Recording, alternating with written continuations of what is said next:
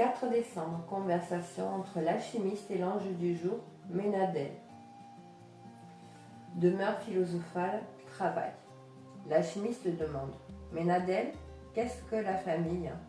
Ménadel répond: que la paix soit avec toi. Alchimiste, la famille est la cellule de base de la société. Je te l'avais dit, c'est le cadre dans lequel se rencontrent toutes les âmes qui avaient débuté des expériences ensemble dans des vies antérieures. Les rapports qui les unissaient pouvaient être agréables comme désagréables. Deux âmes choisiront d'être sœurs pour continuer ou pour achever des expériences d'amour ou de haine. Elles furent peut-être mari et femme dans une vie antérieure, et dans cette vie, elles décidaient d'être frères ou sœurs, cousins, cousines, nièces ou neveux, tantes ou oncles. Dans ce cas, la nécessité karmique peut expliquer certaines proximités des âmes dans une même famille. Je te parlerai plus tard des relations qui lient les frères et surtout ce que le fait d'être amis signifie. Alchimiste, la famille est comparable à un atome.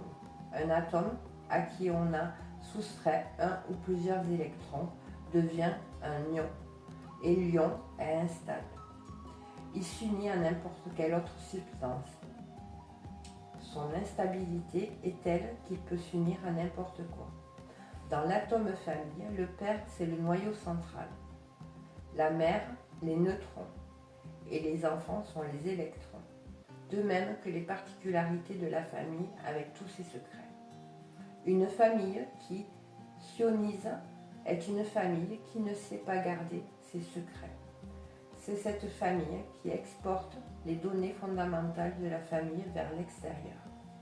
Un père ou une mère adultère exporte l'énergie de la famille et la déstabilise.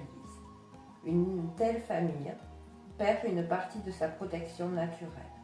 Un père, une mère, un enfant qui divulgue un secret de famille ionise l'atome familial et le fragilise.